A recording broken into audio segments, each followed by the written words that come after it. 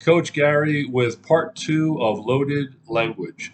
I started this series about a week or two ago with the part one, which was the word worldly. And it was a nice little discussion of the difference between the dictionary definition, the way the word is commonly used in the world in general, and the very, very big difference between that and the way Jehovah's Witnesses use that term.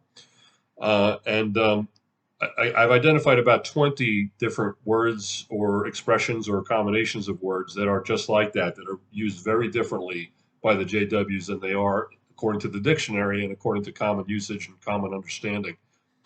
The reason why high control groups, whether it's a government or a religion or something you even describe as a cult, the reason why they use loaded language is that it's a means of control because it basically shapes people's thinking to the point where they don't even look at things the way they used to when before they joined the high control group, and that's not in a good way. Again, it's a means of controlling them.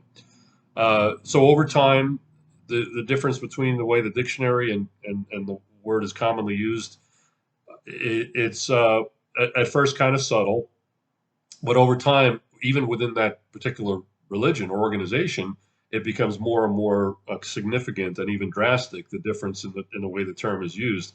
And as members, of course, if they age with the organization, their thinking also changes with it.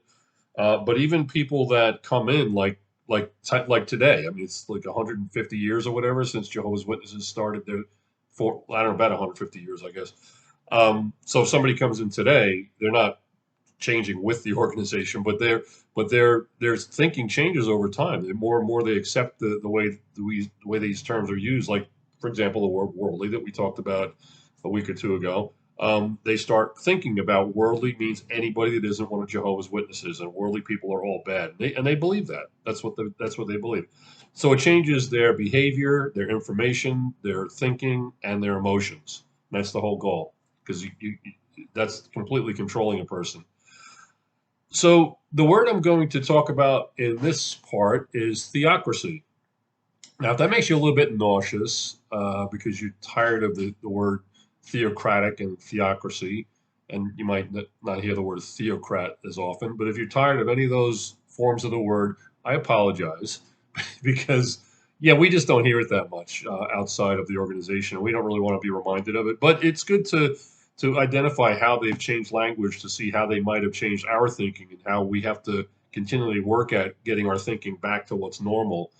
So theocracy. First, we want to talk about the dictionary definition, and it's a Greek word essentially. I mean, it's an English word, but it's based on two Greek words: theo meaning God, and ocracy meaning rule or power. If we just change the prefix, we get a lot of different words. Like for example, democracy, demos meaning common people.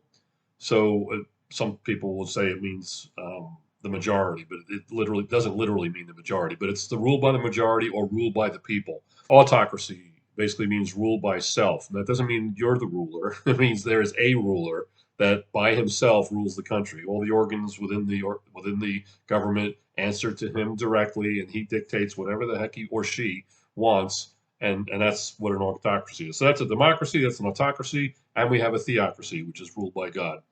Now, if we look at ancient examples of theocracy, we wouldn't have to look any further than ancient Israel. I don't know. There are other examples, I suppose, but that's like the most pronounced and one that we probably know a lot about. Originally, of course, it was a patriarchal society that evolved into a tribal society, and then at some point became a so-called theocracy because of the way the communication and the rules came down. You know, Moses got those tablets directly from God, and all the subsequent rules, which became like, oh my God, like in Leviticus, it's just an end. It's just rules, rules, rules, rules, rules, and there's no story about exactly where Moses got that stuff from, but apparently, he was inspired, right? So that's the story anyway. So the priesthood developed, which was actually probably borrowed from Egypt, where they came from. There's theories about that, but in any event, the priests basically made decisions based on what Moses had dictated, and they they got their ideas from, who knows what happened in the Holy of Holies, right? When they went in there, and it was the high priest who was the ultimate priest, right? So that was the an ancient example, but the word theocracy didn't exist back then because the Greek language didn't exist, so and the English language didn't exist certainly. The idea is not in the Bible. The idea of that word theocracy is never used in the Bible, as far as I know. But again, ancient Israel is thought in retrospect to be an example of a theocracy, an ancient theocracy, because of its nature. So the term theocracy, in the Greek term, it's hard to say exactly when it came into being, but just figure that around fourth century BC, right around the time of the rule of ancient Greece, and even up to Roman times, when they were all of a sudden there were all kinds of new governments. There was the democracy became a thing. It's not like democracy we know today, but there was a version of it back in ancient Greece and Rome. And not so much in Rome, but the ancient Greeks thought that they had a democracy. So what do you call these other governments? Well, they had to come up with a word for it. It's almost like a retronym. It's not the same as a retronym, but it's sort of like that, where you kind of have to go backwards to come up with a new word to describe something, to differentiate it from other things that use a similar word. Like an example of that is guitar. Like originally, a guitar was just a guitar, period. And then all of a sudden, somebody came out with the idea of an electric guitar. So now, what do we call a guitar that's not an electric guitar? We call it an acoustic guitar. That expression never existed until the electric guitar came along. So that's what they call a retronym. So I don't know if theocrat is a retronym or not. It might be something you would call a lexical innovation, which basically I don't want to bore you with these terms, but a lexical innovation is sort of a neologism, or in other words, a new word that is coined to describe something that has to be differentiated from other things. So I don't know, whatever you want to call it, lexical innovation, whatever, retronym, I don't know. The point is that the term came along to describe something that was actually predated the word by centuries. So there is no example in the Bible where the word is used. So coming forward, uh, we have a few examples, several, I guess, a bunch of examples of a theocracy in the modern world. The most prominent I could think of is Iran. You could think Saudi Arabia. I guess there are a bunch, but Iran is a good example because even with all the organs it has that are made up of humans that create laws and um, manage things, just like any country has to. It is thought that the ultimate leader is God. So the Ayatollah actually answers to God, and God speaks to him, what have you, however they want to describe it. But it's thought that their country is ruled directly by God. So we've talked a lot about the dictionary definition of theocracy and how it applied in ancient times, way before the word ever even came into existence, and how it is applied nowadays. It's always applied to a government of a state that is thought to be regarded as divinely guided. So it's governing a country. Then we come to the JWs. How do they use the word? They would not say they have a government because they're subject to the government wherever you happen to live. If you're in the United States, where the governing body is, we're subject to the laws of the United States. If you live in Australia, you're subject to the laws of Australia. But the idea is that wherever people are that are JWs, they ultimately, even though they obey those laws that don't conflict with God's laws, right? They ultimately actually answer to God, and they feel that they are ruled by God. But who is really making up those rules? They use the Bible, obviously, but it's basically the governing body, whatever they describe, however they interpret it, especially as it involves behavior and punishments and blessings and things like that. That's where they think that they're actually ruled by God. So it's very, very different because it's not actually rule in the sense of a country's laws, yet they do have laws. They might say they're principles, they're guidance or whatever, but they're hard and fast laws, period. I mean, if you do something that's on the list of things you can get this fellowship for, you're going to be in front of a judicial committee and they're going to do it the way they want to do it, and their decision is final. If you're disfellowshipped, kicked out, that's it, period. You can appeal it, but once you're done with the appeals process, which almost never works, you are you're just subject to their rules and regulations, and everybody follows those rules in terms of the way they're going to treat disfellowship people.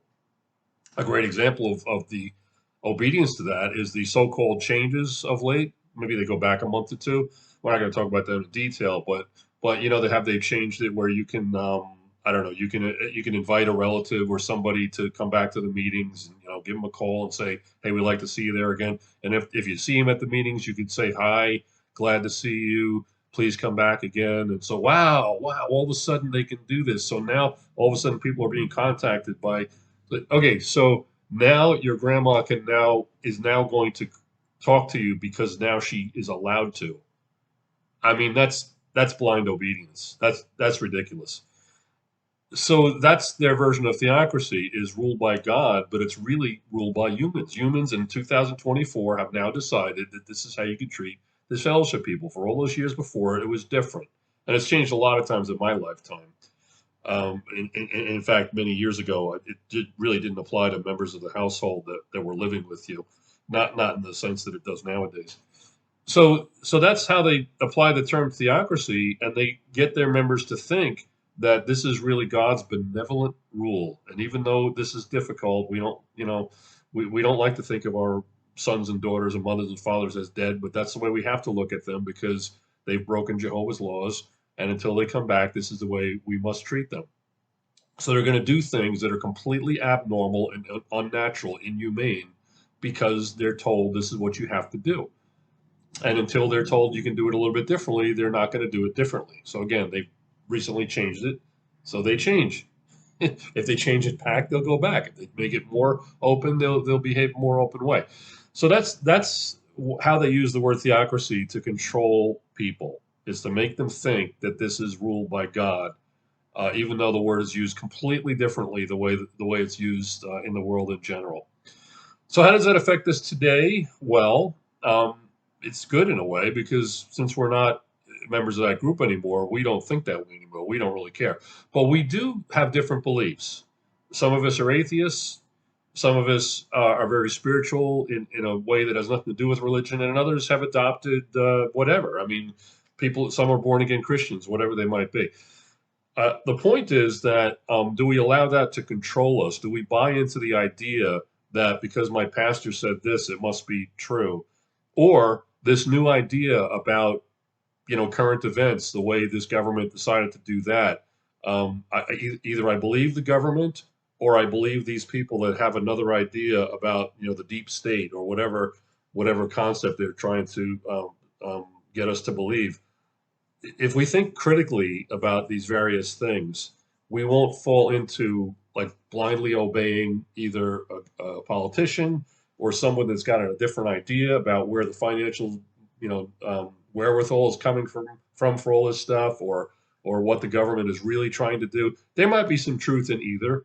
I don't know, but and it's up to us to believe whatever we want to believe. But we're not controlled by anybody anymore. So don't allow ourselves to be controlled by someone just because their ideas are drastically different from the JWs, whether it's a government, a political leader, or somebody that's like against the government, or somebody that just has a new idea that sounds so radical that maybe it's true. And again, there might be truth in it, and maybe not 100% true. But no discussion of the words theocrat, theocracy, or theocratic would be complete in the context of discussing the way Jehovah's Witnesses use them without discussing the term theocratic warfare. Wow.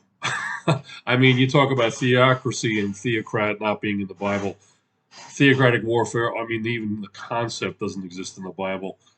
I mean, the idea that you don't necessarily have to give any kind of information to just anybody who asks for it is, has some ground to it. There's some value to that concept. We could probably think of lots of times, even with talking to people in normal conversation, where somebody asks us something and we don't feel that they're entitled to know that. So we either say, well, that's not really any of your business, or we might answer in such a way that just avoids giving that bit of information. Completely different thing from absolutely lying about something. I mean, I don't really have to tell you, but I will anyway. The way theocratic warfare, the way that expression is used with the JWs, is the concept that It's Jehovah against Satan. It's the world against Jehovah's Witnesses. The JWs are not part of the world. Everybody and everything else is part of the world, and it's all under Satan's control. And therefore, we are, in a sense, at war with anyone that tries to do anything that might impede the work. So we've seen outright lies by by governing body members talking to the government, or not to the government itself, but to talking to courts and representatives of the government of Australia. We've seen many examples of this outright making things up that are completely fabrications, like saying that what did Jeffrey Jackson say? Something about it would be presumptuous for us to say that we are the only ones who speak for God. When in their publications and their videos, they say exactly that, word for word almost. And just saying things about how, well, I'm just a consultant and I don't get involved with it. And what they're really trying to do is mislead by confusing their actions as governing body members with the actions of the corporation, which does just takes care of mundane things. It's just a legal entity that's there to be able to do printing and own buildings and stuff like that. So these really simple tricks that are played to mislead government officials, not just to withhold information from them, but to absolutely mislead them in court after court after court, where pedophilia is on the table, and so not and just to protect themselves basically and the organization, not Jehovah's name. That's nonsense. It's just about protecting the organization, its reputation, and their ability to stay free and out of jail, basically. So yeah, I just wanted to kind of cover that because it's part of the discussion of theocracy, as the Jehovah's Witnesses use it completely different. But what's really, really, really, really, really different is the way they use that term, theocratic warfare. So now let's get away from that. So that's number two. Number one was worldly. If you want to look that up, you can just go to YouTube and look up. You can probably just say Gary Alt ALT and then worldly. That's probably the easiest way to find it. I hate to. Sorry, you have to use my name, but I don't know how else to do it. But going forward, again, I've identified about 20 words or expressions, and you might have others that, of course, you don't know my list yet, but you might have others that you would really like to see covered. So by all means, please let me know in the comments, either on YouTube or on Facebook, or contact me personally any way you want to. Go to my website, openpathlifecoach.com, and you can find my contact information. But yeah, I'd love to hear from you, and any ideas on things that you'd like to see covered would be welcome. So thanks for listening.